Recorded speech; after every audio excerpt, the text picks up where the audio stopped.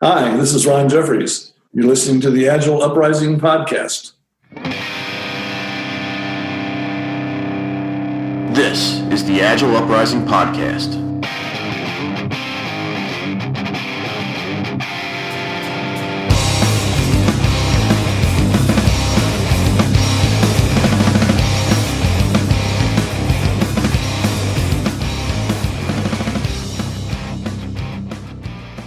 Hello and welcome to another edition of the Agile Uprising podcast. Tonight's topic is going to be Agile Coaching, discussion around full-time versus consultant, which one works, which one doesn't, which one's best for you. I am tonight's Master of Ceremonies, Jay Horskow. And before we get started, if you have a question that you feel like you'd like to have answered on an upcoming podcast, please navigate to coalition.agileuprising.com and look for the pinned thread titled Podcast Listener Questions. Put your question on there and we'll get to it in a future episode. But enough about housekeeping. Now back to the topic at hand. So to start off, we're going to start off with introductions from our group of attendees. And let's start with Mr. Leff. Thanks, Jay. I'm Andrew Leff. I'm an Agile coach currently, working in various clients at the moment. Also a coalition member, so I'll kick it over to Andy. Hey, I'm Andy Bacon. I'm a coach, also a member of the coalition, and I'm happy to be here. Hi, my name is Troy. I'm a full-time Agile coach and Scrum Master, and I'm also a coalition member and happy to be here. And my name is Colleen Johnson. I'm the practice director of Lean and Agile Transformation for ImagineX Consulting and the co-founder of Scatterspoke, a tool for online retrospectives. And I've been both an internal Agile coach as well as a consulting Agile coach. So excited to be here and excited to join the conversation. Awesome. Thanks, everybody, for joining us. So let's dive right in. The first question we have on our agenda, for those that may not be super familiar with what we're actually talking about, is let's define the role of an Agile coach. Andrew brought up some good points where, are they educators? Do they teach Agile, or are they teaching people? What is their role in the empowerment aspect? Andy Bacon, you want to go first with that? Yeah, sure. I think one of the things that makes the job of an Agile coach interesting is I think the role changes, day by day and almost meeting to meeting at times. Some days when I talk to individuals, I'm strictly in a teaching role. Other days I kind of bounce back and forth between sort of sharing lessons learned as a mentor, and then asking questions and really helping folks solve their own problems, sort of as a true coach would do. So to me, it's a little bit of everything, and I think that's one of the parts of the gig that I really really enjoy. Cool. But what are your thoughts on this, Colleen? I think when I think of the difference between a Scrum Master and a coach, I think one of the things in my mind from a skills perspective that really sets those roles apart, it's facilitation. I think you can be an excellent Scrum Master and follow a lot of ceremonies for a team and guide a team through the practices day to day. But I think when you really start to see coaching skills come into play, it's all, for lack of a better term, I think we frequently call them soft skills, but they're not, right? They're the skills that are so fundamental to what we do. And I think being able to guide a room of people who don't want to talk, or where there's something difficult that doesn't want to be said, or there's contentious conversations or hard things to bring up, from a coaching perspective, like Andy said, like that's when our job is hard. Mm-hmm. You can guide a team through ceremonies and process and day-to-day activities, but the facilitation of a lot of big group conversation and big group think is what I think sets a lot of us apart in doing coaching well. So Andrew, Andrew Leff, we've talked about the role changing day by day. We've talked about facilitation and soft skills. What else are we missing as far as if I'm going to define what an Agile coach is and what they do? I think it's also going into an organization and helping the organization understand how to sort of what a coach does and what that means for the organization. It's not just sort of taking your Agile Bible out and feeding the crap out of everyone with it and sort of saying, well, you need to do this and you need to do that.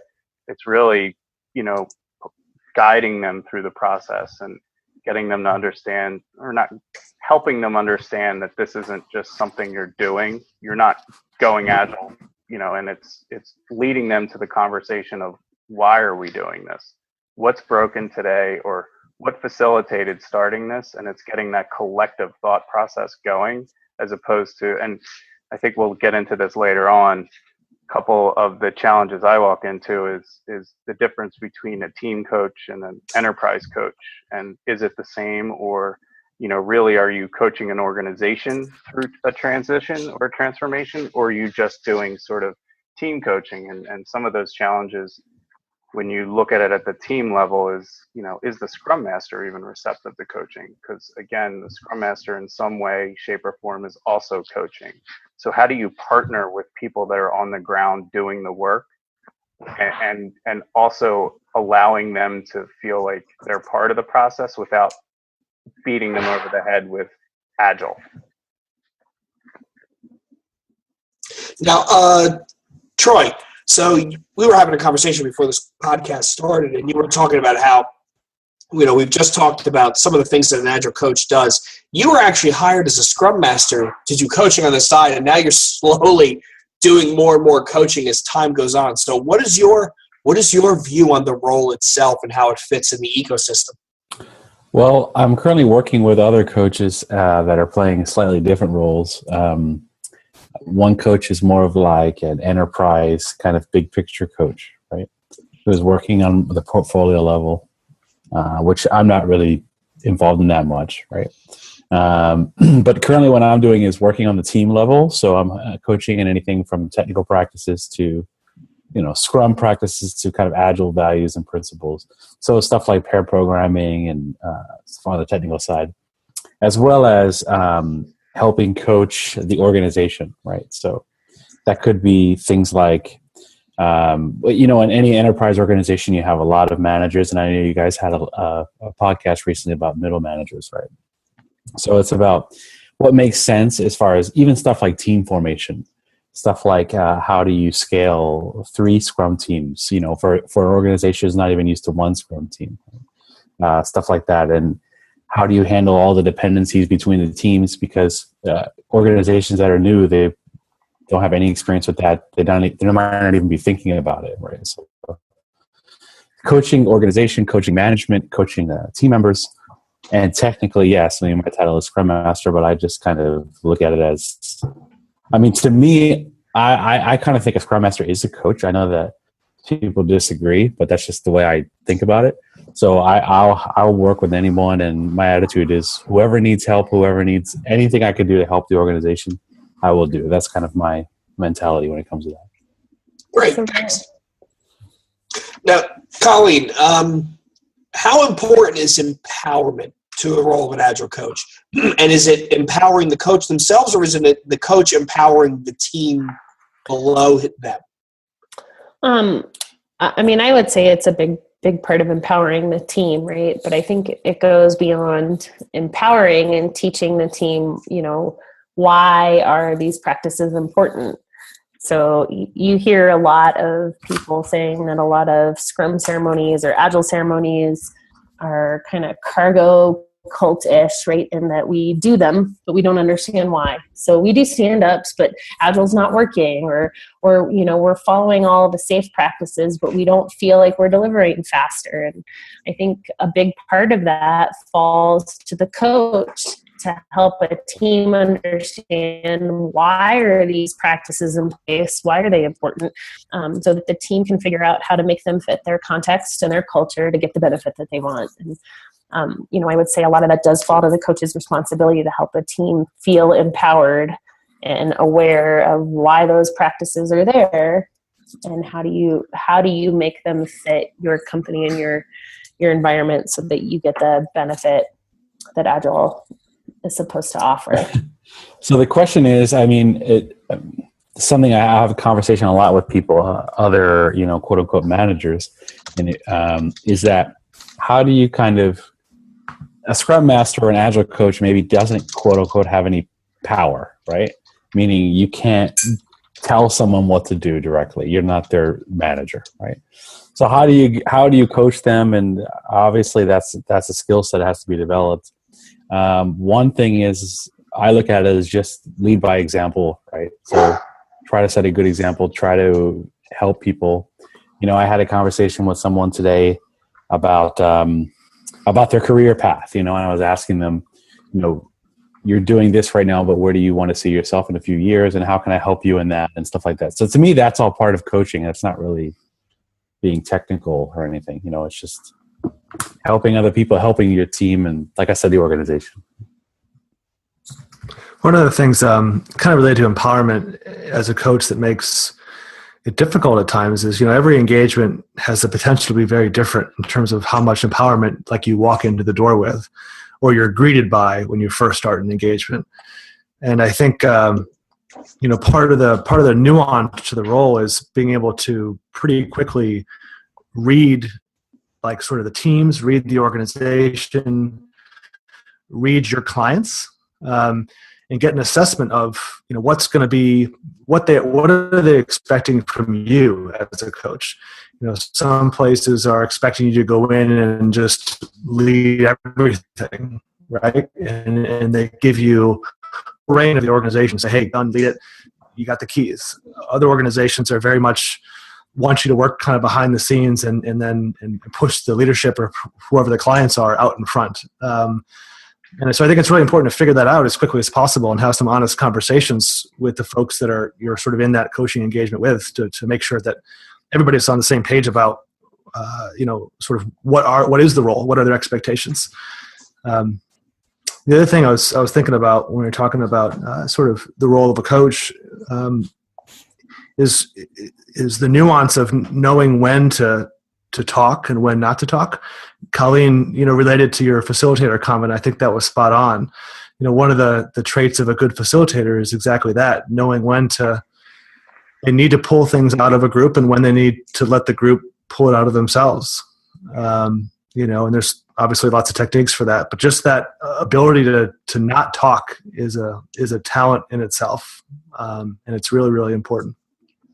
So that's interesting. So when we talk about empowerment, is it empowered to tell people what to do, or is it empowered to have access to everyone, right? And have that sort of discussion regardless of position. So for me, it's very empowering to be able to go and speak to the team, but also then go to speak to the executive level, sort of to frame up what the team needs for success and what the management and or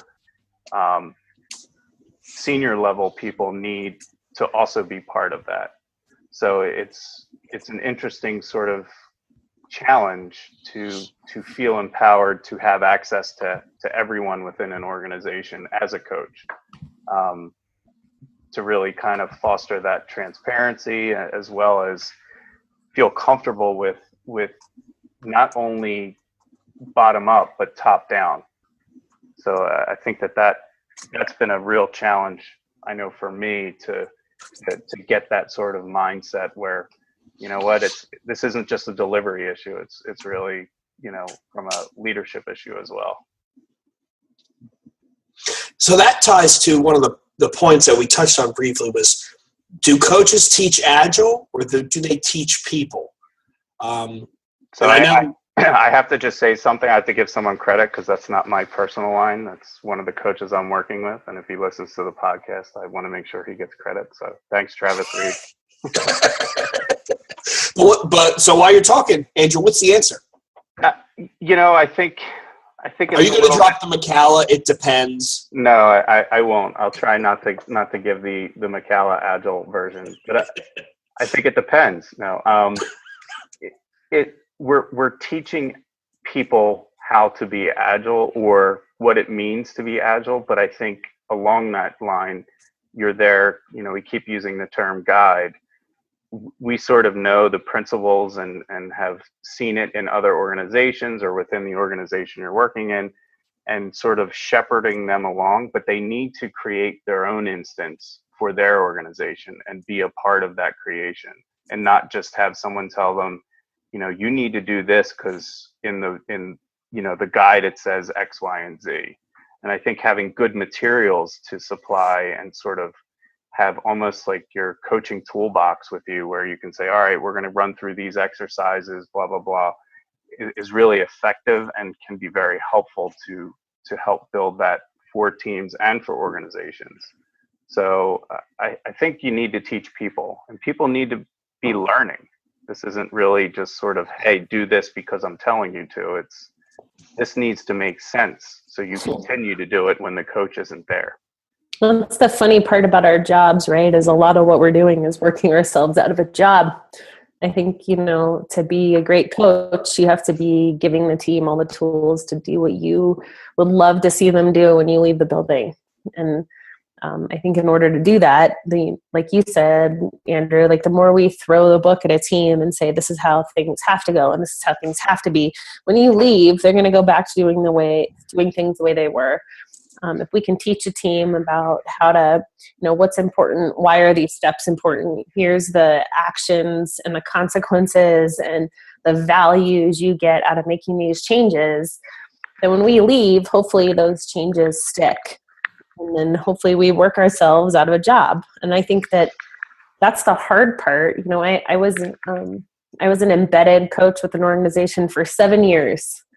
And at the end of the day, when I left, I felt like there wasn't really any work for me to do there anymore, right?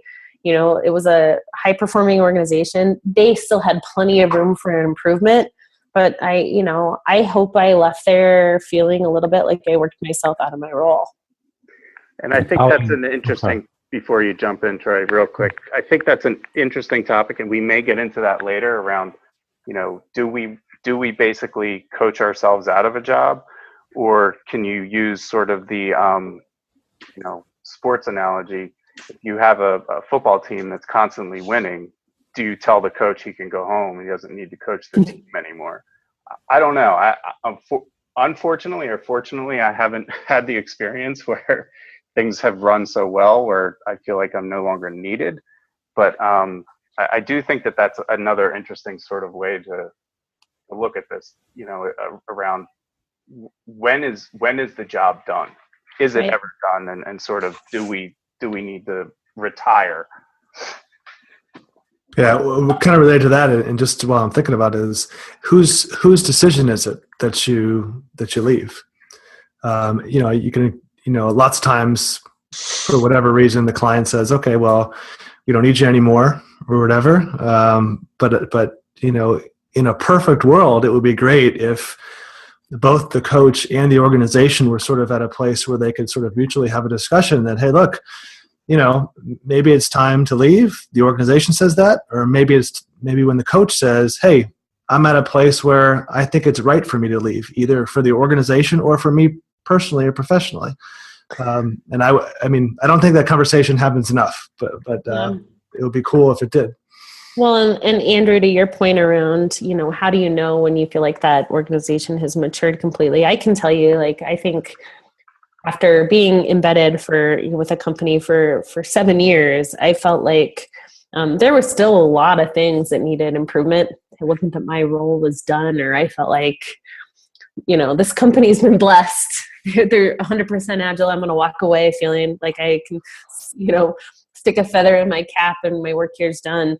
I actually felt like no one listened anymore. And it kind of became like that no one notices that your house is clean until it's not clean kind of scenario, where I could follow everyone around and be like, pick your socks up, pick your socks up, pick your socks up. And no one cared anymore that there were socks everywhere because I'd been telling them that for 7 years. So I felt a little bit like part of me throwing in the towel and saying my work here was done was I took them as far as I personally could take them in their transformation and in their agile journey. I hope that they continue to reach out to other coaches and find people that can make them more agile. But I feel like they got to the point where I was the nagging mom telling them to pick their socks up, and no one listening anymore. It's actually going back to Andrew's parallel to football. It's interesting. there's this idea that their message can become stale, like in football coach, right? So sometimes if a football coach is there too long, right, then they were once great, they had a great team, and then after a while they start not performing anymore, and then the coach gets fired, and it's like, well, is he any worse of a coach? Probably not, but just the players aren't listening anymore because they say the message got stale. So that's kind of an interesting. I don't know. But I think also you bring up a great point, Colleen, around does ego get in the way? So as coaches, we tend to walk in, some of us, with an ego that we do have a lot of knowledge, right? Like, we're knowledgeable. We want to educate people. We want to tell people, all the things that they need to be doing. And when does that ego kick in where you're like, I need to be here because I have all the knowledge? Or to your point, do you say, I've taken this as far as I can? So, it's time. It would be great for someone else to come in and sort of, you get a different set of opinion or mindset, or see where the next step can go. I think that's a very admirable quality to be able to recognize that. I think that I haven't seen a ton of that. Well, and I think, as a coach, you do, the same analogy you just used, Troy, around the coaching, right? I think we have tools, we all have tools, and we all have things we lean on and strengths as coaches. I think you lean on those heavily, and bringing a team, bringing an organization, bringing a company along in their transformation. But, you're gonna use those up. And I think you get to the point where even as a coach, you can get tired, right? And I think that's the hard part where I think I felt like being an embedded coach for that much time, I was part of the company and part of the culture and part of what could make them better, but I was part of the problem. I was part of the problem culture at the same time, right? So all those things that were very ingrained that I was trying to push and change and be different, I was kind of beating the same drum to some extent. And I think that in some cases, that's what makes bringing in consultants a strong option, is that outside force of being a new perspective. I don't think any consultant would argue that a lot of what we do is say, we're going to talk to all your employees, organize their feedback, and present it back to you. This isn't my opinion. This is your employees' feedback. I'm just putting it in a spiral brown notebook and giving it back to you with spreadsheets, right? We're organizing the thoughts of the people and being that outside perspective. And sometimes that's very powerful because it's presented from a new vantage point. Well, if it's in Excel, people will believe it. So, So, Colleen, in hindsight, you said you were there 7 years. Yeah. If in hindsight, at what point do you think you reached the tipping point where you really should have just pulled the ripcord, cut bait, and moved on to something else? That's a very hard question for me. So I went through a period there where I had to lay off. I had 4 coaches on my team, and I had to lay almost all of them off because the company decided we didn't need coaching anymore. So there were 2 of us left, myself and another coach, and they split us between the enterprise and engineering. So I had the enterprise level coaching, my counterpart had the engineering level coaching, and we got rid of all the team coaches because the engineering managers could do it, which didn't work out well. And I think the thing that was very apparent pretty quickly was the training element. So if we go back to what's a coach, at the end of the day, you can shake the book at everyone, but how do you teach people so they learn and do? What was really missing when we pulled all the team coaches was that element of teaching and training and getting people to understand the why. Why are these practices important? And that went away when the managers owned the Agile implementation. So maybe that should have been the writing on the wall for me to throw in the towel. It wasn't, because I really felt like I put so much time and energy into helping this company that I really wanted to try to see it through. And To be totally fair, I was kind of curious in a sick kind of way of how would this shake out, right? You're going to can all my coaches? Great. Let's see what happens. I'm going to stick around and see what happens. I want to see if we can do this without the coaches. Part of me was optimistic and part of me was very cynical. It's like watching a slow motion car crash where you should look away. You shouldn't be there, but at the same time, you just can't help but look over. Well, and I wanted to be mad. I wanted to be like, you can't do this without us. There's no way. You can't do this without my team of coaches. We had the best coaches. But part of me also wanted to feel like we had the best coaches and hopefully we gave your teams the best things and the best tools that they needed so they actually could be successful without us. It's kind of a double-edged sword that way with what we do. You want to empower the teams and teach the teams. So when you walk away, that team's like, Colleen gave us everything we needed to do and we're the best damn agile team out there. We don't need a coach anymore. So it felt very like I want to see them be successful, but I also don't want to see my team disbanded and not be valuable anymore. It was really hard. I don't know if I would say that was the point to throw in the towel for me. I went back and forth. It was a very emotional period. Laying off anybody, getting rid of anybody at any level, at any point in your career, one of the hardest things a leader has to do. And the worst part is unlike divorces, it never gets any easier. As time goes on, it gets harder and harder and harder, and eventually you run out of things to say, and maybe it is like a divorce. But anyway, so next question I have, Andy Bacon. What's the best way for a company to leverage an agile coach? Like, if I'm going to engage in a coach, what thought process should I have beforehand? What should I be expecting of you walking in the door? What's realistic? What's unrealistic based upon what you've seen? Yeah. So I think before any organization hires a coach, I think one of the first things they sort of have to ask themselves is why are we looking for a coach in the first place? And that could mean we know nothing about Agile and we're just looking for some help getting started.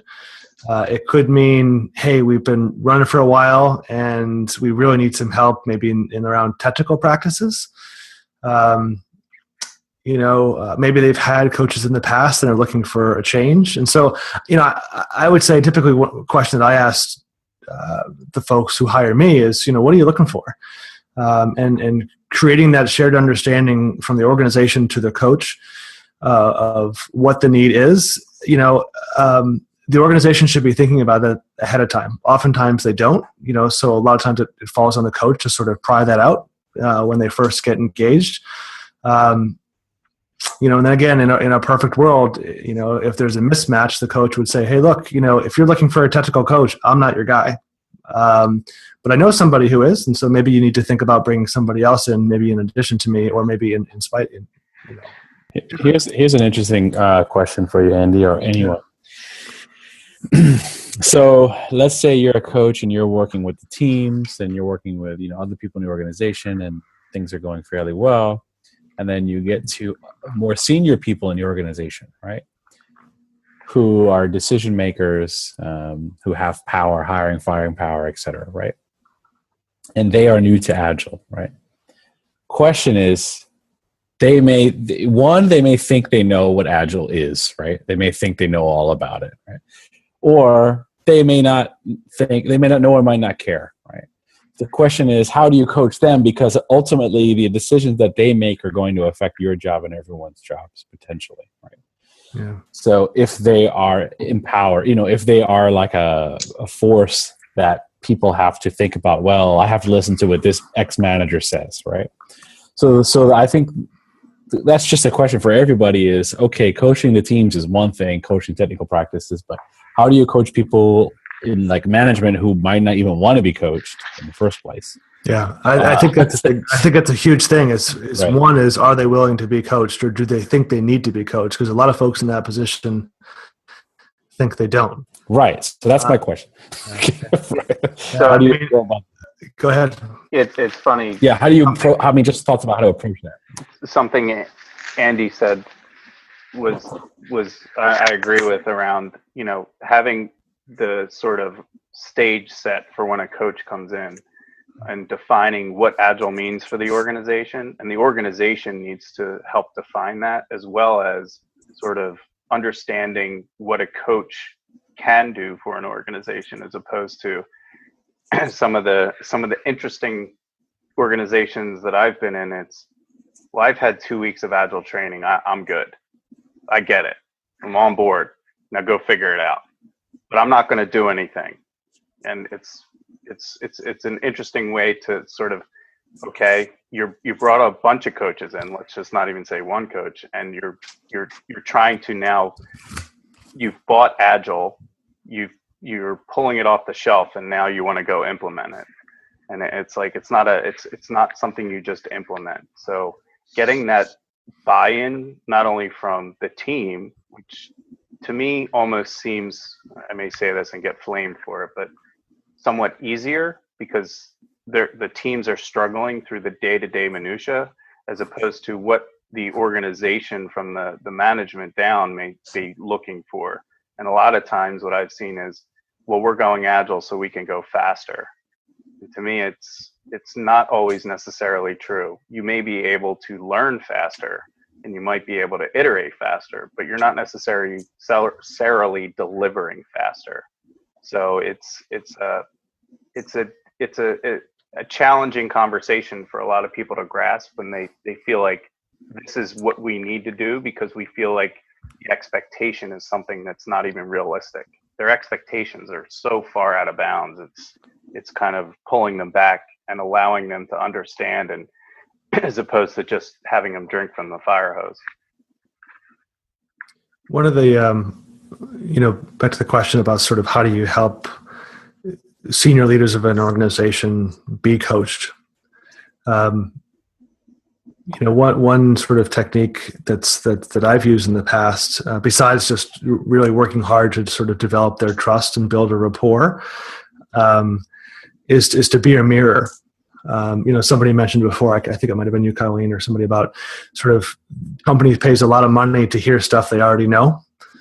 A lot of times you can be very influential with just sort of being observant and sharing what you're observing, and not necessarily trying to solve sort of what you're seeing, but even just saying, hey, this is what I'm seeing.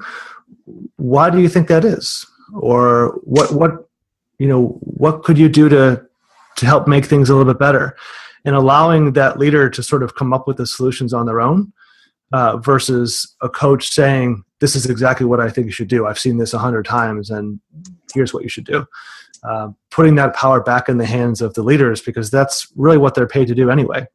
Yeah, I think a lot of what we do when you think about like new team kickoffs and working agreements and definition of done, and all of that really is taking all of that feedback from a team and saying, these are all the things you probably already agreed to and probably loosely adhere to as a group, as a team, as a community.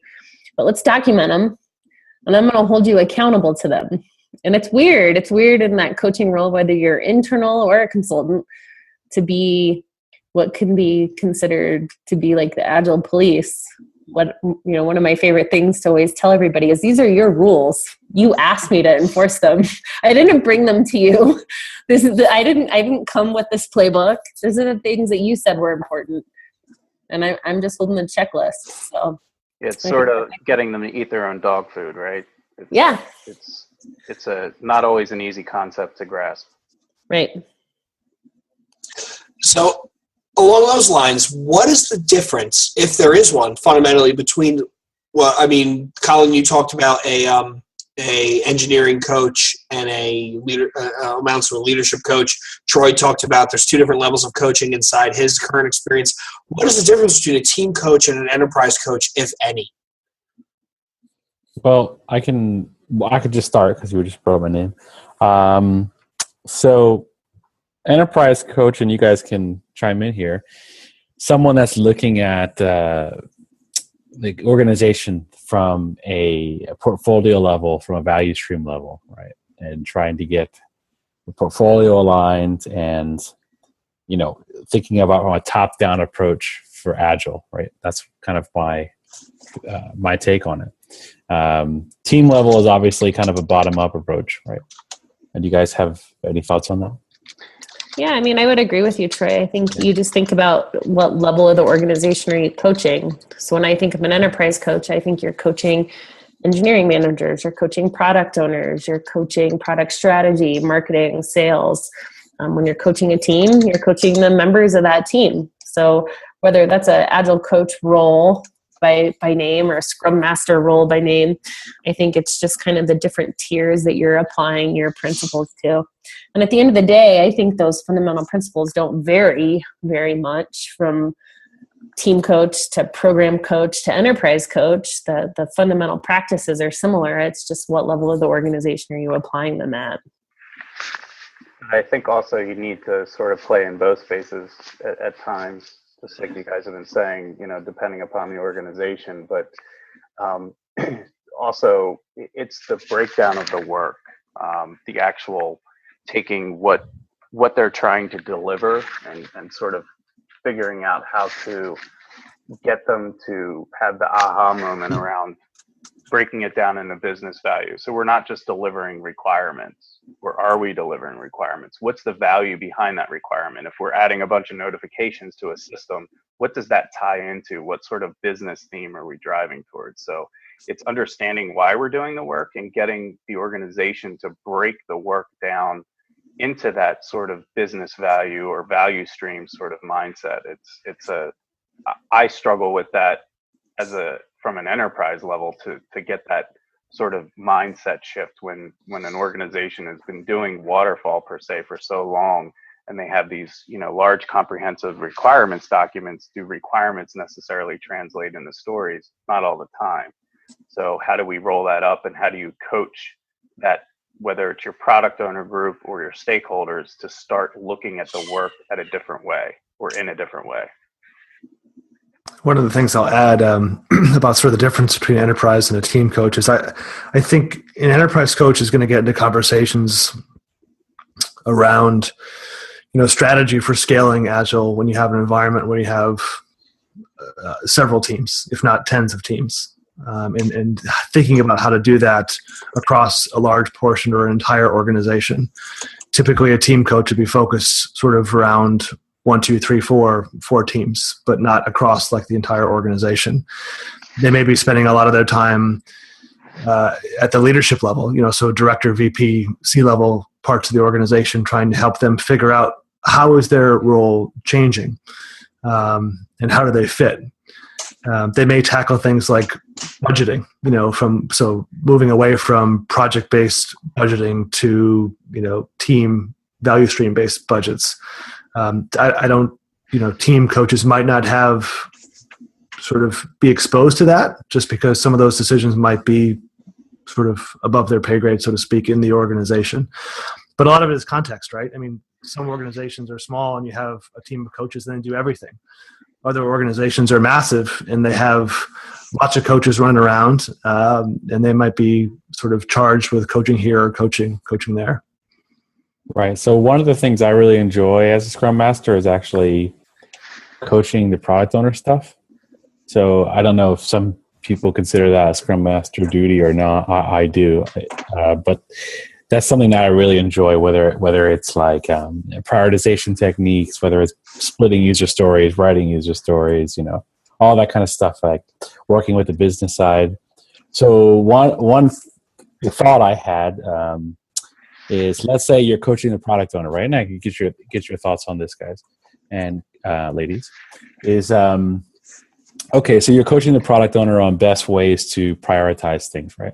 Let's say based on end user feedback or based on customer value is one thing, right? So they're doing that. But let's say the organization, on the organization level, let's say they have organizational goals, right? So what if the goals and the end user values aren't aligned, that kind of stuff. So that's like, so one side is the team coach, or you're coaching the product owner. The other side is the coach of the enterprise, the organization level, right? Aligning the values. And so I guess my point is, you pretty much need both, right? It's hard for one person to do everything. There's not enough time in the day, I would say. I would agree wholeheartedly. I mean, I think it's a lot of ground to cover for just one person. I mean, as much as we all hate and loathe meetings, right? Imagine what an enterprise coach goes through with, Andy used the dreaded S word, scaling.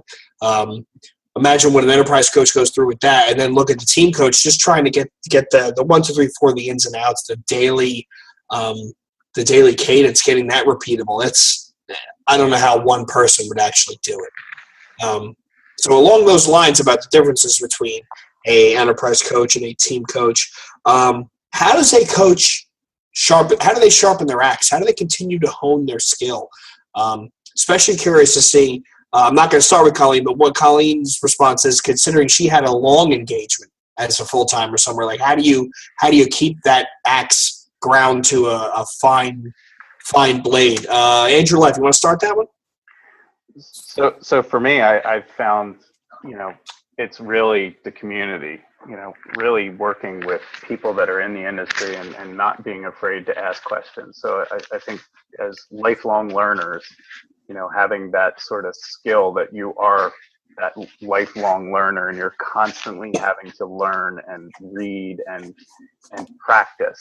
I don't think any of us walked into the coaching role as, I wanted to be a coach. That's what I wanted to do for my whole entire life. That wasn't my direction. I didn't start out that way. It's really an evolution, and getting to that point, taking the body of knowledge that I felt I learned and then sharing that and getting feedback on that. I mean, I constantly talk to people that I in the industry and get feedback from them. So I'm constantly collaborating and sort of getting opinion or a different point of view. And, whether it's constantly reading on the internet, connecting with other people in the industry.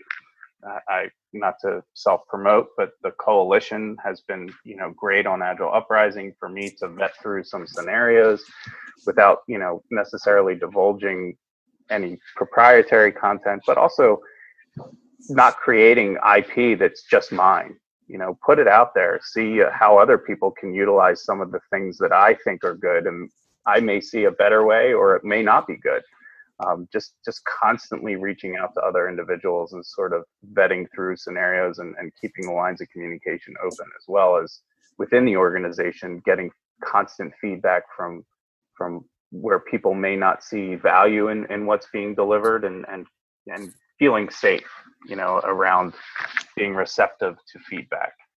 We promote that. We promote that feedback, that retrospective sort of mentality. We also have to, I hate to use it again, but eat our own dog food in that sense, where we have to be able to listen to what other people are telling us, since we are being brought in as somewhat of an expert, but that doesn't mean we know everything. I would echo that, Leff. Like, I feel like you can't be the captain of a ship for 7 years, right? You're brought in to lead a team, but you have to do that with some humility. And I think at every point in our career, there's a little bit of, or hopefully a lot of, learn with the team and not at the team, so that we're growing and we're we're showing them our weaknesses and the areas that we don't know what we're doing. And this is a new practice for us, or this is a new experience for us as a coach, but we're going to learn with you and alongside you and figure out how this works. And it might not, but let's try it.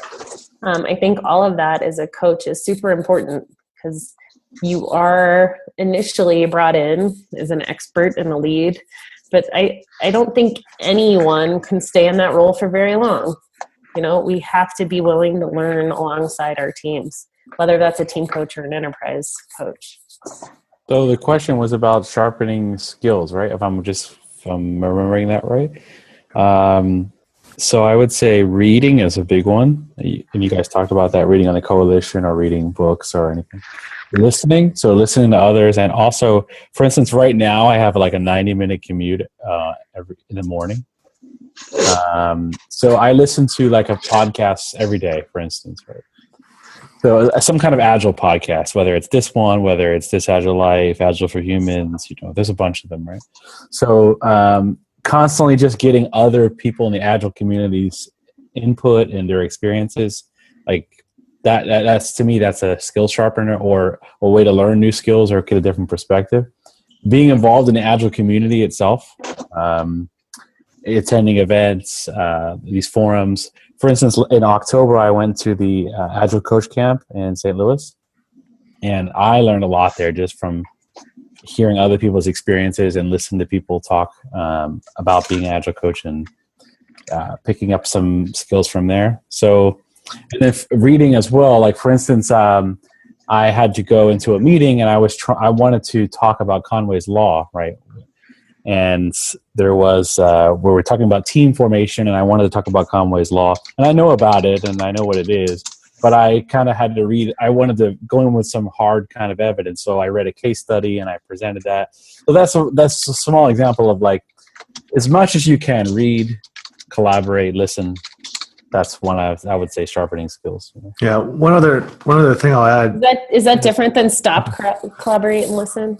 Yes. I had to. It's very different. Yeah.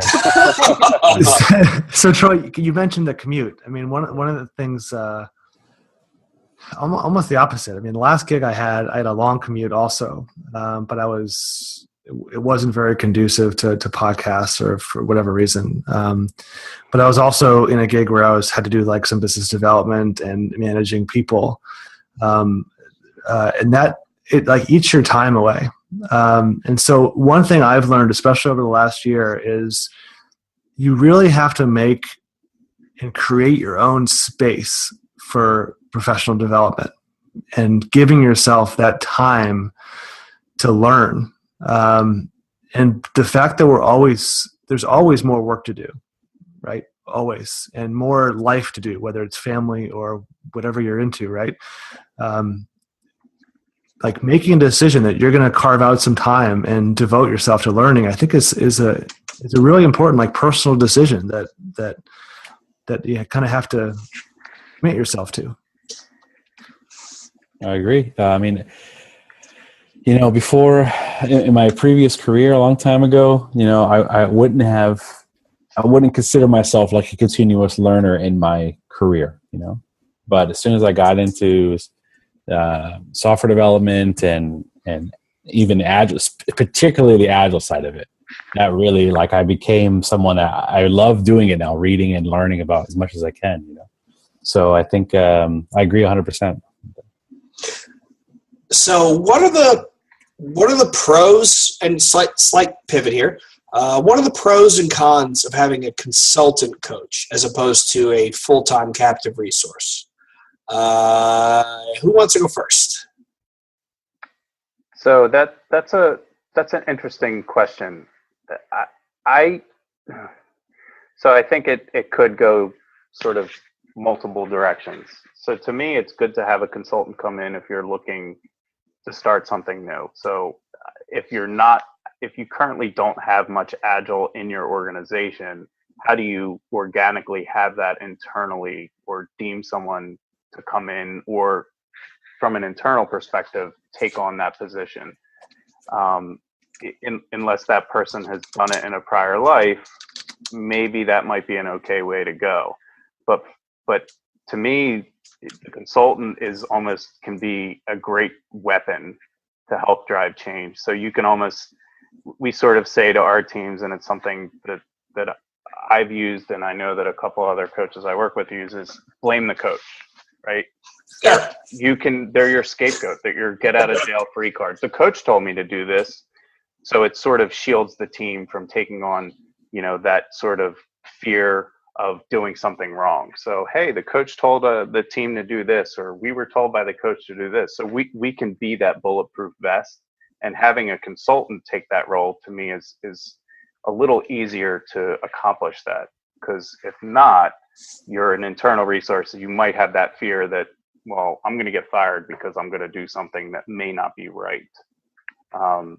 So I think having a consultant come in and help train or help people, if they're looking to get into coaching, get into that role, I think it can be faster. You can learn faster from people that are doing it in the industry. And we've all worked with interesting individuals that you question sort of, are they really a coach, or are they, really just speaking gospel? Have they actually done this before? Or they just are knowledgeable because they've read a lot.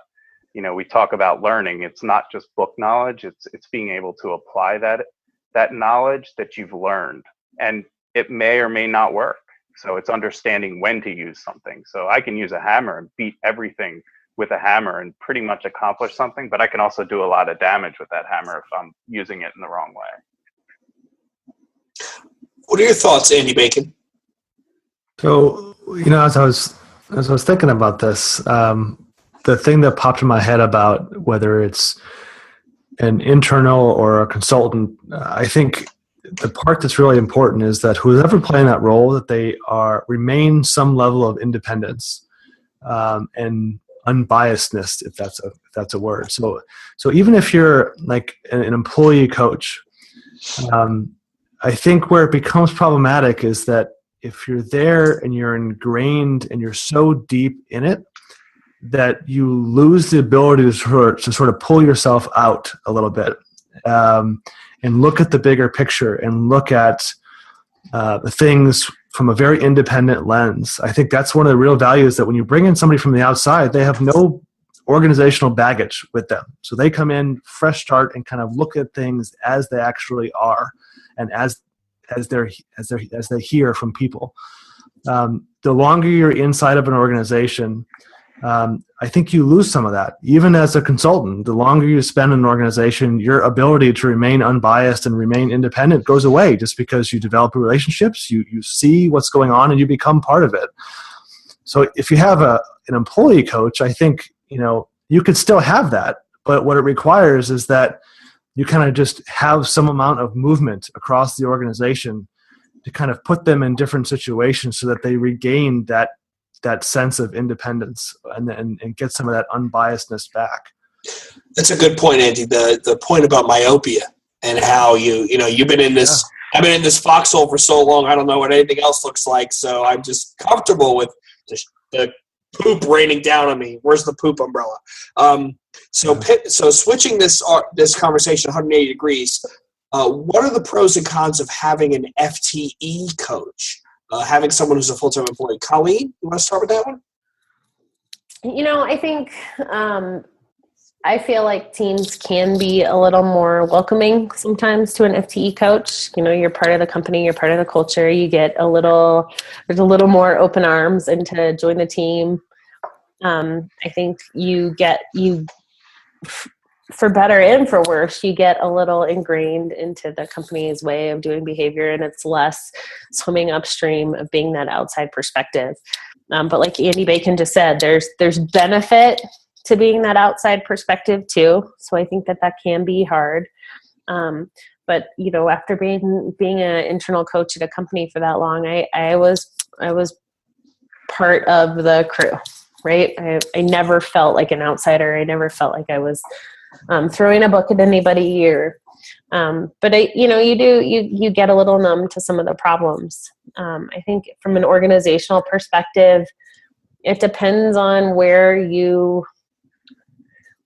is your commitment to becoming agile. And I think, unfortunately, so many companies want engineering to be agile. So we bring in a consultant and we throw it at our engineering teams, and that's it. That's the end of the story. It seems like a very finite cost. I'm going to spend $40,000 and I want engineering to deliver faster in 3 months.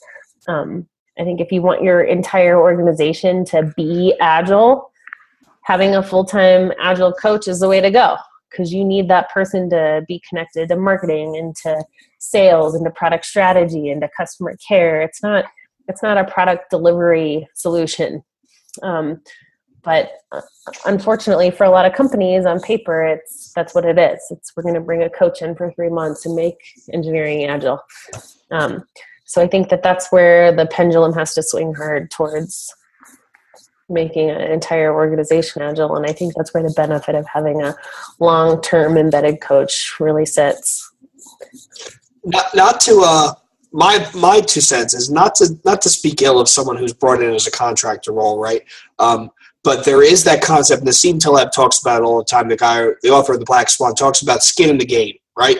And to your point, Colleen, a full-time captive resource who's an employee and a coach, they have skin in the game, right? They have a bonus for good, right, wrong, or indifferent. They have a demonstrable goal in mind. They contribute to the organizational success as a whole, in a sense that they are a full-time employee of company X. So I think that is a little bit of a motivator in the sense that you know that you're in the foxhole with everybody else. I definitely think that's a good thing, but I also see where the other side of it is, where, like you said, you get to a certain point where you feel like you're just going through the motions, and it doesn't feel like they're learning anymore because, I've read this already, I figured it out, I know where I'm going. But it's interesting. But I might challenge you a little bit on that Jay, because as a consultant, isn't it sort of your responsibility? In my opinion, it's a responsible consultant goes in and as an advocate for the organization, and feels that sense of they need to be delivering value for the organization, whether they're full-time or contractor. It still should be the same. So you may not have any financial bonus associated to it, but you're there to add benefit and sort of help that benefit be delivered.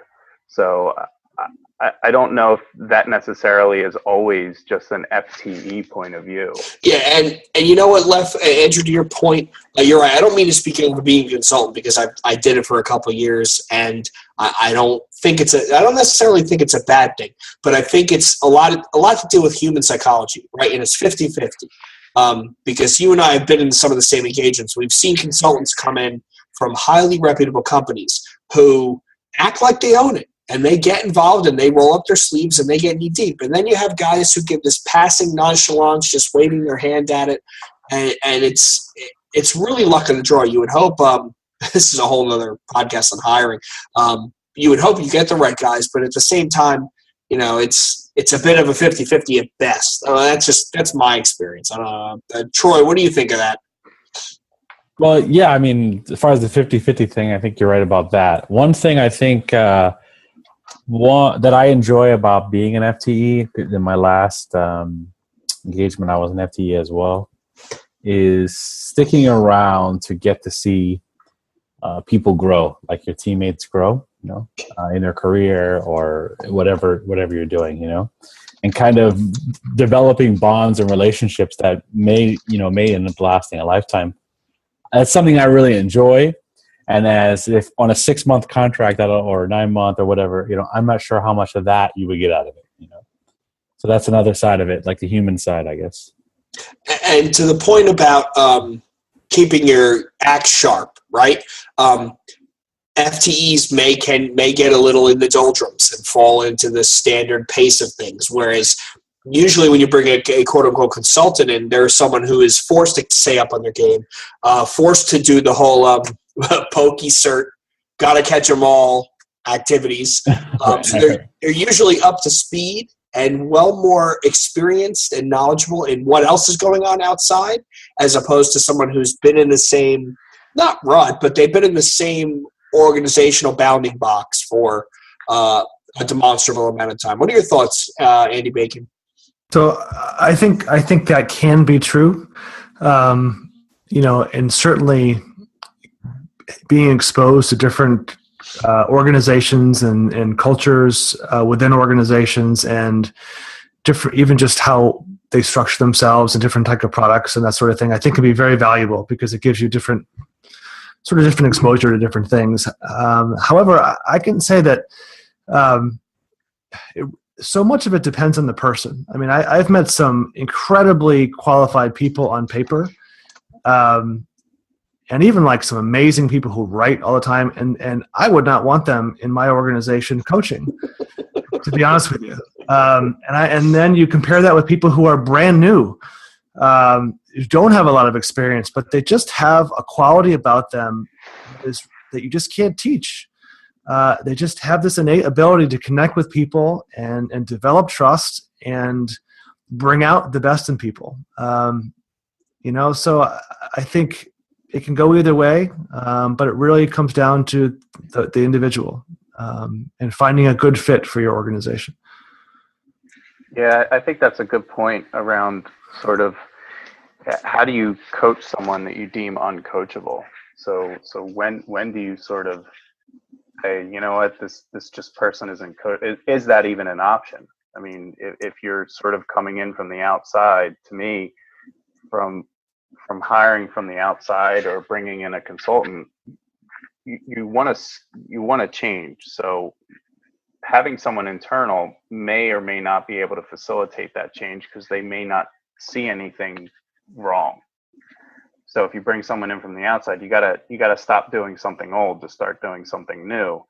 That individual could sort of be able to focus in on some of that day-to-day minutia that may not be noticed by people internal, as opposed to coming in from the outside, being able to focus in on that. It can be a good observation. I think that some of the challenges coming in from the outside is this person just came in, they're supposed to be an expert, and all they're doing is sitting there listening. They're not doing anything. And I think that's a interesting way to approach it.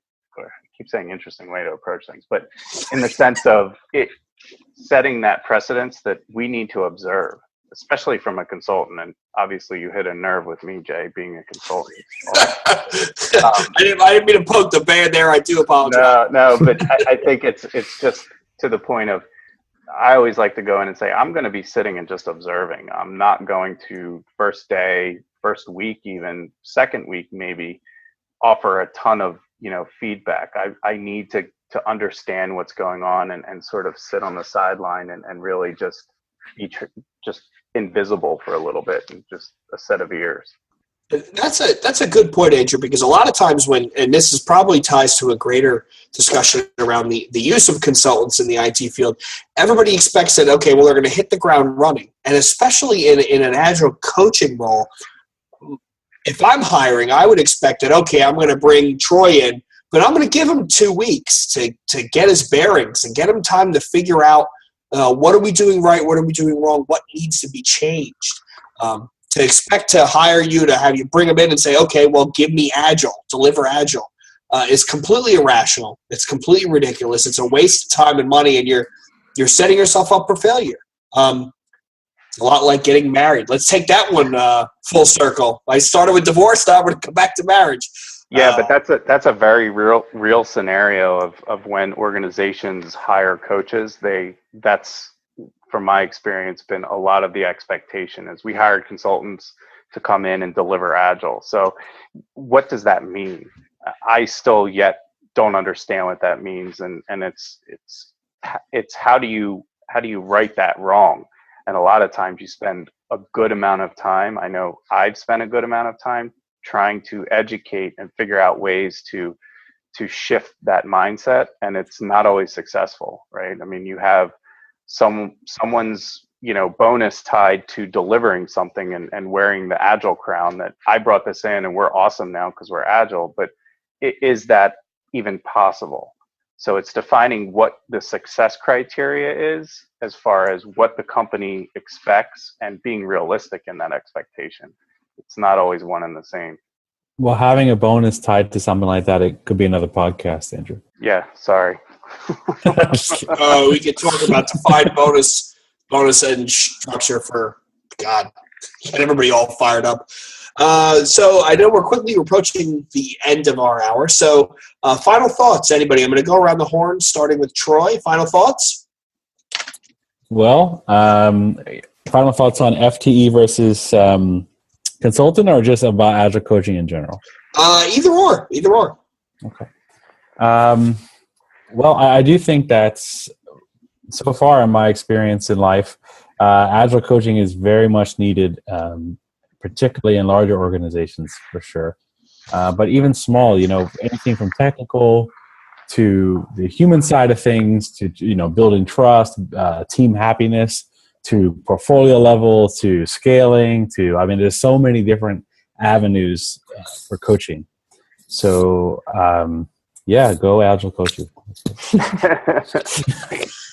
Andy Bacon? So I would probably have two kind of closing thoughts. One is from an organizational perspective, like we started with kind of earlier, do some homework before you hire a coach and kind of think critically about what you're hoping to get out of that engagement. And if you don't know, then ask. And maybe even bring a coach in for a short period of time to help you figure out what really the need is in that organization.